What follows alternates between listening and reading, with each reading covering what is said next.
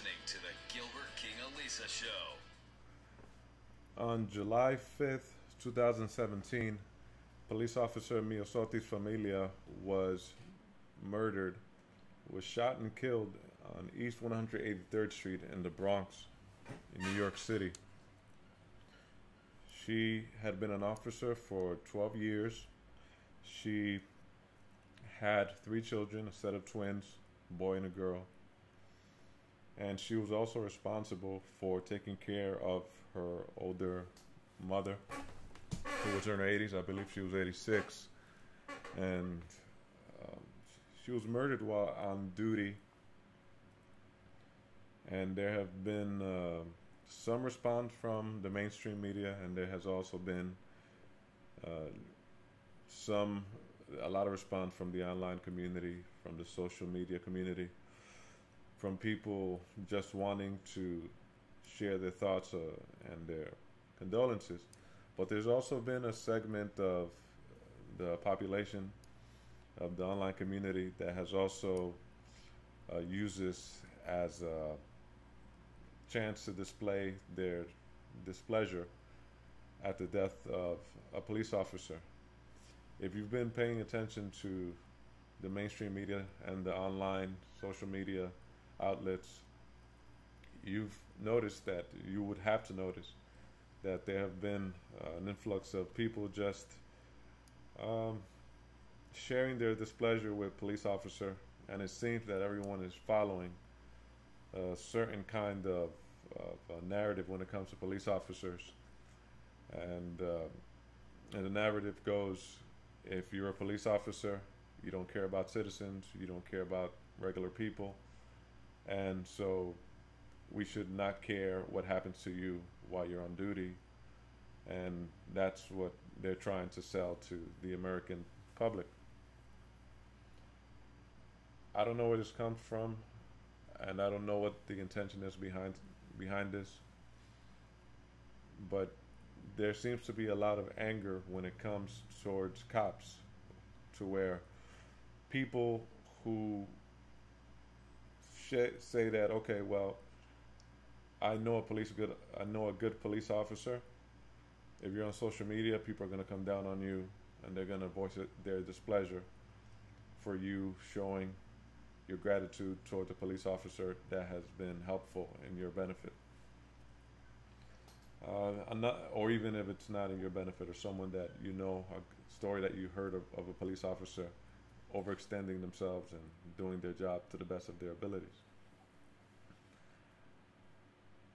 The man who killed Officer Familia was a man who had a history of psychological disorders. He was on also psychotic medication.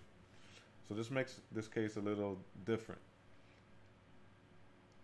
She wasn't being aggressive towards him. She was sitting in her police car at night, early in the morning, when she was shot. He pointed, he shot on the passenger side, and she was struck in the head and instantly killed. There are a lot of people going around with mental disorders, whether you want to admit it or not. There are just a lot of people, whether they're a cop or whether they're a citizen. There are people that just need help.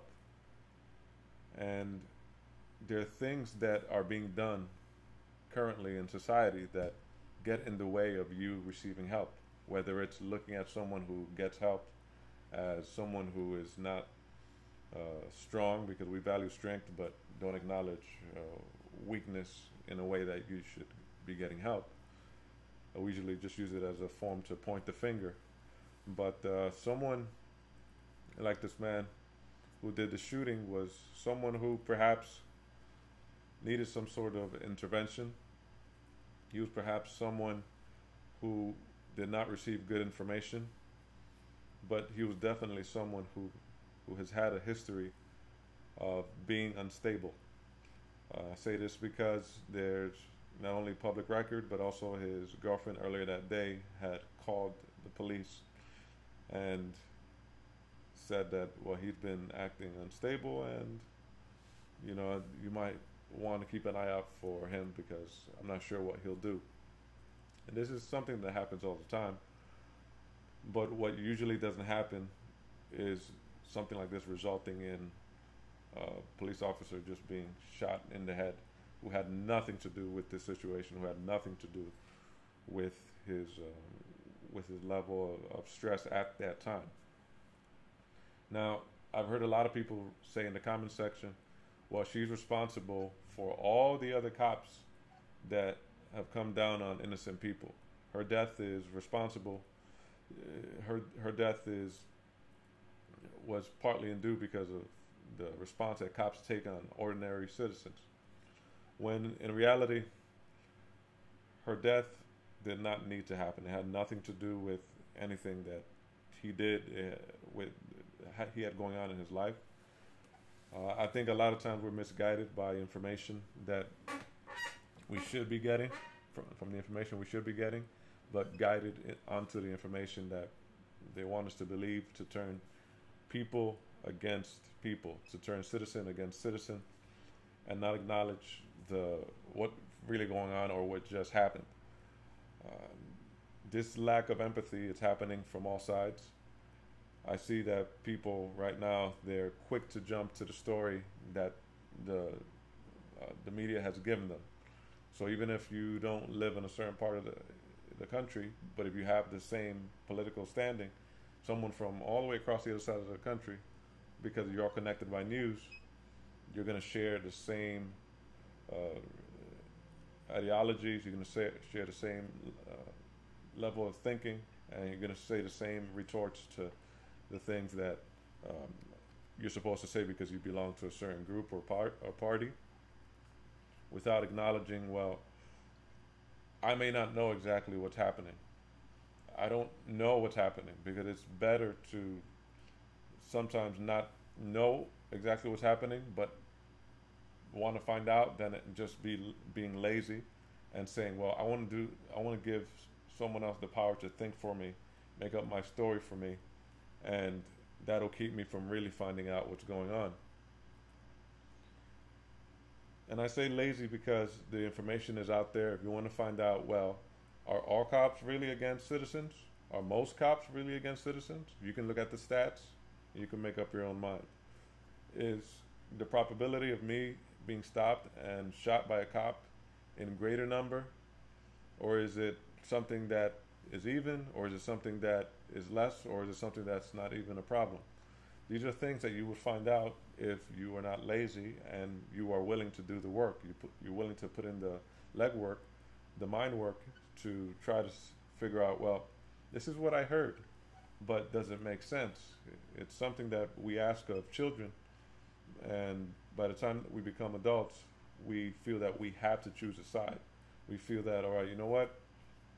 I want somebody else to do the thinking for me, or I know something is very tense around the area where I live, but I don't know exactly what it is. So instead of asking someone, instead of trying to read up on a situation or the history of a situation, what you're going to end up doing many times is, well, I'm going to turn on the TV, turn on the computer, check the internet, check the news. And one thing you will never get from the news is usually a follow-up story, a background piece. They'll just tell you what happened there and then, but they won't go into, well, what led up to this. This is the temperature of the community. This is what people are going through every day. But if you're doing the same thing, your story continues after that news story is off. After the news story is off, all the lights go off, they'll go back to their regular lives, and so will you. So if you're reading, well, if all cops are against citizens, the first thing you're going to do when you're confronted with a police officer is you're going to go to that cop not with a level of respect, but you're going to go to that cop with a level of aggression, a level of tension. And many times that tension is met back by even greater tension, either from other people, from police officers, or from whoever. What we don't stop to think is, well, there is a level of respect that a person just has towards another person. And regardless of how someone else is going to be to me, it always helps if you're the one that starts with respect. It always starts if you're the one to say, well, I don't know this person. I'm walking in the same direction on the same street, but I'm going to approach this person, whoever they are, whether they're an officer, whether they're a teacher, whether they're a janitor, whether they're the person that scraped off gum from the subway floors. You have to come with a level of respect if you want the kind of response that more likely than not is going to be favorable. With that being said, if someone is not responding to you in the way that you wish to be responded in, and you feel that the system is not working in your favor, what you then do is go through the proper channels to try to either become part of that system or change that system by filling out the right paperwork or garnering around business support or community support to try to change what you feel is not going in your favor. But to hold court in the street is not a way to go about solving a problem. Whether it's shooting a cop, or whether it's,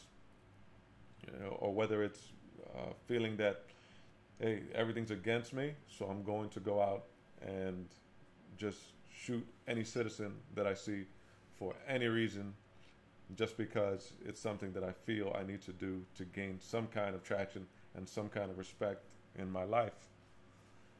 With that being said, every time I ride the subway in New York, whether it be Manhattan, the Bronx, Queens, or Brooklyn, you always see someone on that train that will be reciting some of the harshest rap lyrics, and it's usually someone who's not making eye contact with anyone, but it's in their own space, in their own world, and people on the train are not trying to focus on this person because they figure, well, this person's already coming in an aggressive manner, and if I make eye contact with this person, they might notice me, and they might attack me. They might not let me get to where I'm getting all in one piece or unscathed.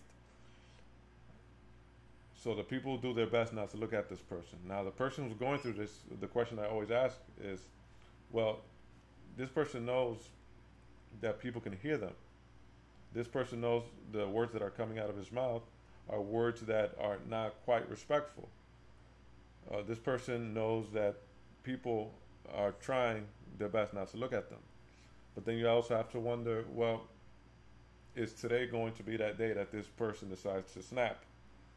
Because if this person just doesn't care here, this person doesn't care there, and this person might have received negative information from the point that, from the time that this person was born, to the point that this person was cast out into the world on his own, to the point where now this person is riding the subway, and perhaps the thing that that person heard before they took the subway was negative information as to how everyone is against them, whether it be because of his race, whether it be because of the person is a police officer, whether it's because this person is at a different social or economic status than they are. It might not affect thousands of people in a negative way, but those few dozen people that it does affect is going to end up in a lot of chaos. It might end up even in murder. It might end up in just people not knowing how to respond when someone just decides to blow up in this form. So when I say that, I'm saying to say that you have to be very careful of the information that you let into your ear, especially in the morning, especially right before you go to sleep, because that determines the way that might determine the way that you move about the world, especially if you have not analyzed any of this information, especially if this is information that was just put in front of you just for a desired reaction, and so you won't be at your best. The face of this man who did the shooting, who pointed and shot Officer Familia, when I look at him, I just see a regular person. But the people around him probably knew that he had some kind of instability issues that went unresolved. And I was looking at the apartment where he was living, and this doesn't look like a man that would do this, but how does that person look? It could be it could be anyone. When I look at where he was living, my first thing that I thought about it was, well, this is someone who lives in the Bronx. He's probably paying $1,200 for an apartment that, it's limited space. You're going to be surrounded by other people that have a lot of problems many times, and your concerns are not being heard, and you probably are going to be working for a job that is not paying you very much, or maybe $8 an hour, and you don't have, and you have a girlfriend somehow. He was able to find someone to go out with him and date him, even with his problems. But sometimes you're just with people who you feel you can't talk with, or you can't just be yourself around. So when I look at him, I see someone like most people who just need to be able to talk, and sometimes you need to talk without a filter. Sometimes you just need someone to listen to you and what you're going through. But he didn't, that's not the way he acted. The way that he acted was very savagely, and he decided to take this person's life who had a lot of people worrying for this officer. He made it so her children will never see her again, and he made it so she will never see her children again, because he decided to pull that trigger and take her life. Now, this is a problem for anyone. I say anyone who just lives in an area that's not good, regardless of your racial background. But if you work at an hour where most people are asleep, whether you're a cop or an ordinary citizen, you just have to you develop a sense of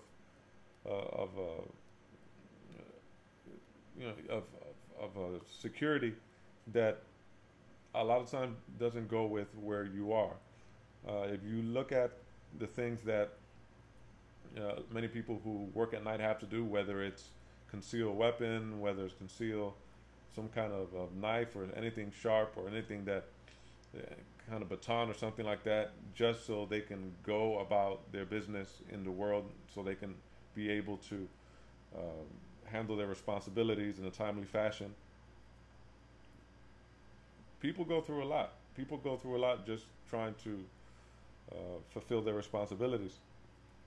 And so her family undoubtedly had to worry about her, especially worrying, well, you're working at a shift that at 12:30 a.m. at any moment, you might be called into duty.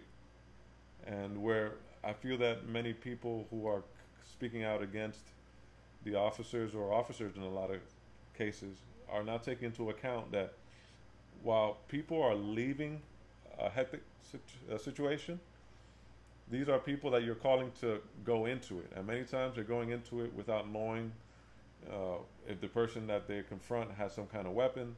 These are people who many times are doing jobs that the same people who are complaining will never, ever dare to do, because they feel that they couldn't do it, or because they would sometimes even be more violent than the officer that they're complaining about.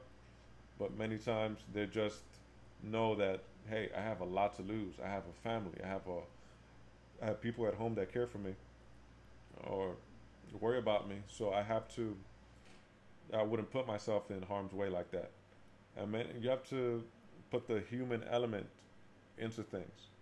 So if you're able to feel for someone who is not in the line of is not in the line of fire, you can also see yourself doing the job at ungodly hours where people are putting themselves in the line of fire and being forced to interact with people that no one is trying to interact with in society, or putting themselves in situations where no one is trying to put themselves in that situation, especially when you know that you can pay the ultimate price.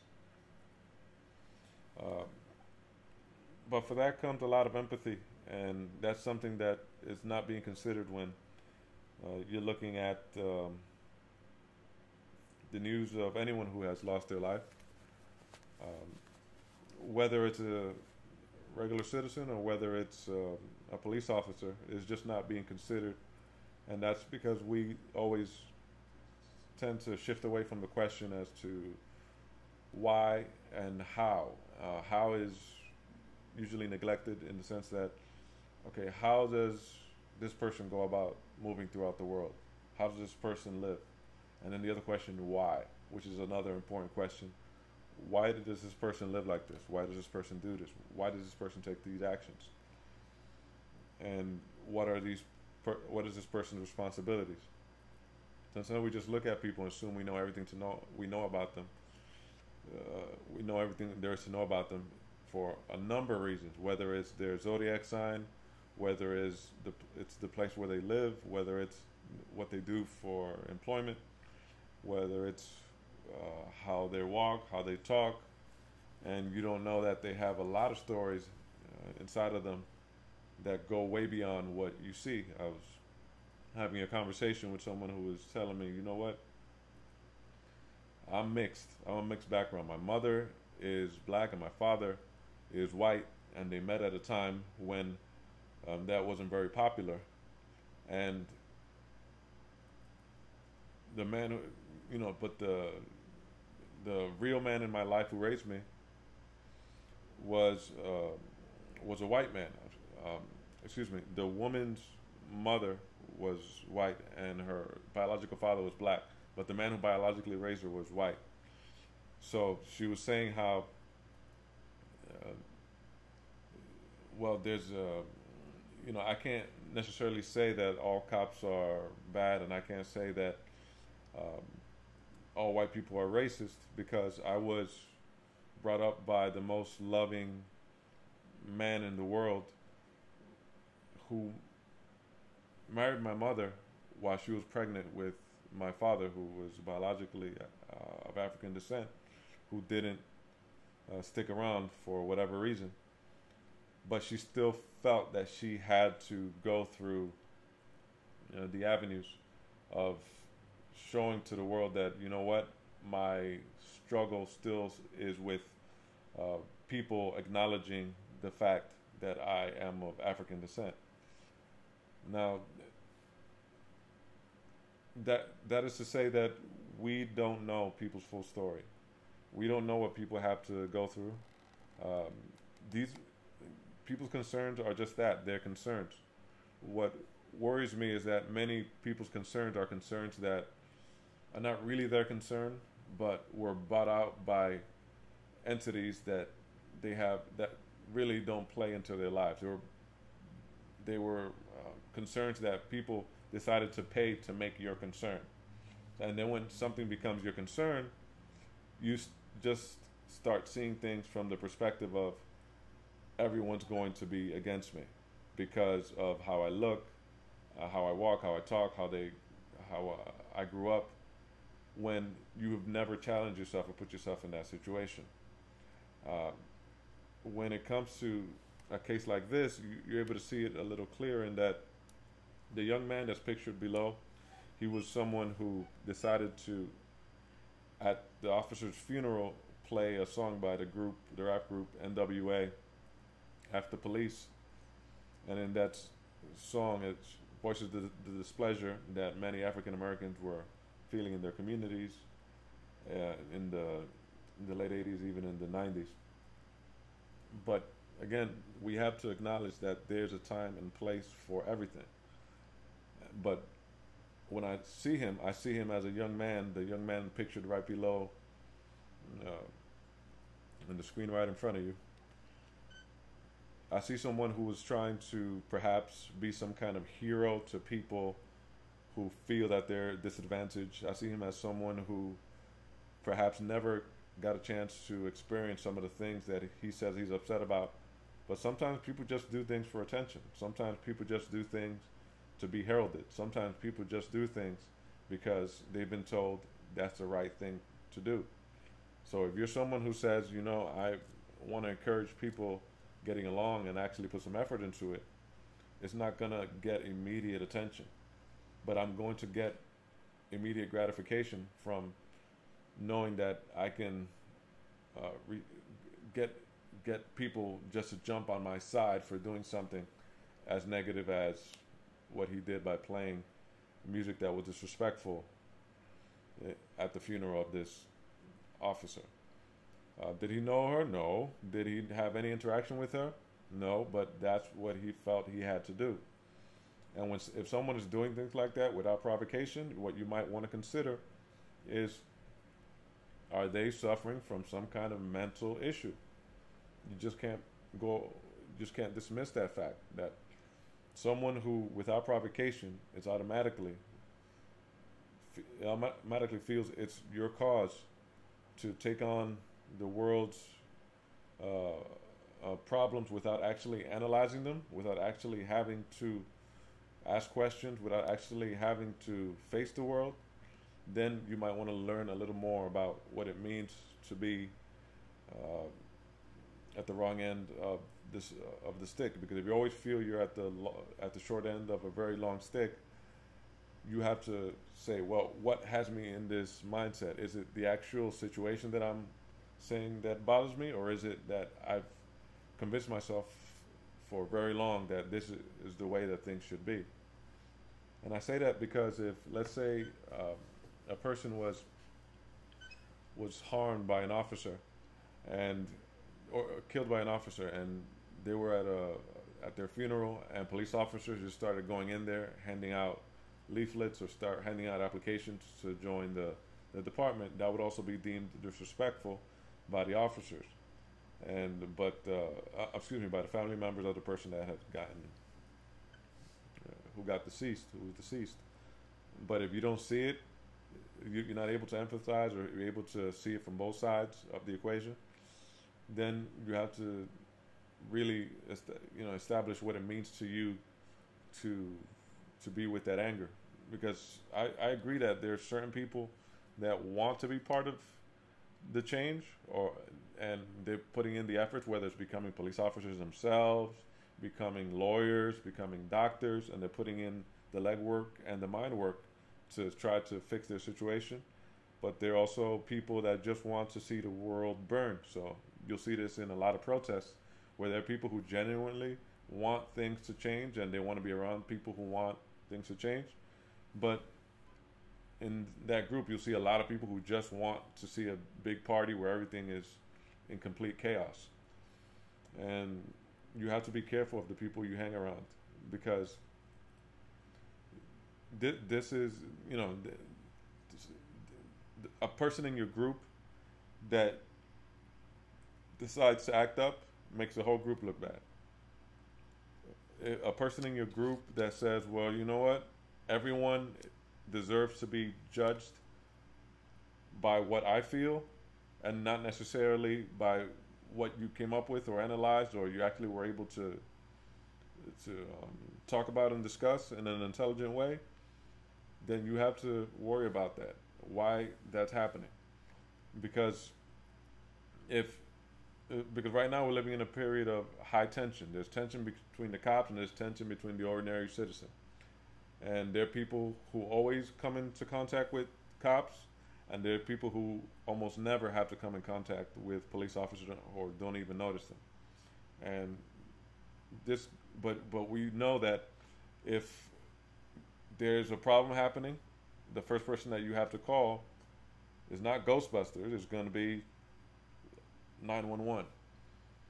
The same people that you're saying are against you are the same people who you have to call. The same people that you're saying, well, they're all bad, and there's an epidemic of violence happening. When it comes to them, you also have to realize, well, this is the same person that I have to call if I'm in danger, or the same person who has to stay in front of a subway station at the time that my mother has to take the subway station so everything's okay, or the person who has to be parked out in front of an area in the Bronx doing their job, because this is an area that has a high crime rate, and this is an area where people feel emboldened to do things when they feel that people are not armed, and people are not going to talk, when people are not going to say, you know what, this is wrong. because I'm part of this community, and I'm not for the crime that's happening in the community. So at the point where it feels that that people are more against the people who are supposed to patrol the community more than they are against the crime, it starts feeling wrong. It starts feeling as if it was something that, well, I know the news is telling me that this situation is one way, but I know where I live. I know the things that happen where I live. And I know that things could be better, but I know that there's a lot of things, and I know where to put the fault, but I don't feel comfortable saying it because I don't want to be jumped down upon or attacked by the same people that you're saying are being victimized. Then you have to consider, where's my information coming from? And at what point do you start to say, well, I have to reestablish a new sense of what it means to be a person that has a functioning system to come up with ideas and put them into practice. Because if you're not able to put it into practice, your thinking mechanism and your analysis mechanism, then you're going to realize, well, everything's against me. Why are they so bad, and why am I so victimized? Why are they always wrong, and why am I always right? And that's no way to go about playing any game or having any discussion. If I play the game, I know that there's going to be a chance that I may lose. But what I try to do is learn the game as the best way that I can. If I say that I want to play this game, but when the game seems to be skewed in one favor, you have to ask yourself, well, what am I doing to better this situation? And what am I doing to in my own life so I can better my own situation? Because many people, they'll realize that a little late in life that the choices that I have made, I know have been wrong ones. But it's easier for me to point my problems in this direction than in that direction, because if I start going back in this direction, I'm going to run into the same people who say that they care about me. I'm going to run into the same people that say that they love me. I'm going to run into the same people that for years I've been thinking, I need to be around these people. I need to follow this way of thinking. I need to, to be someone, to have any kind of self-worth. I have to listen to these voices that say, I'm always right, or people are always against me.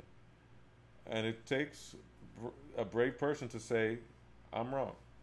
It takes a brave person to say, there's a possibility that everything I have learned up to this point has been wrong, whether you're a citizen, whether you're an officer, whether you're a spouse, whether you're a teacher, or someone who's just learning how to think for themselves. Something that's very discouraged when you start thinking in group form. But one thing that I can say about this, whether it's the man who decided to shoot Officer Familia, or the young man who decided to play disrespectful music at the funeral of the officer, it starts with respect, and it starts with you knowing that there's a way you want to be treated, and there's a way that even if you don't feel like you want to be nice to someone, there's a way that you're not going to bring forth any more negative feelings into your own life. So if respect is more about you than it is about anyone else, and it's usually an inner struggle that the person is having, an inner conflict that the person is having, that they can't see any other way than to be disrespectful to the person by way of shooting them, or by way of playing disrespectful music at a place where it wasn't warranted. And you're going to always come into contact with people who are not going to appreciate what you say, but you always hope that you have an opportunity to have a civil discussion with the person, and not block out a conversation because you heard a word that you didn't like, or because something just made you so upset. So instead of digging deeper into a conversation, you're just going to shut it down and hope that you're no longer having that conversation. So the more you start leaving yourself open for any kind of conversation, you can explore the things that can make you be a more complete person in your own life, if not for the life of the people that care about you. With that being said, I hope that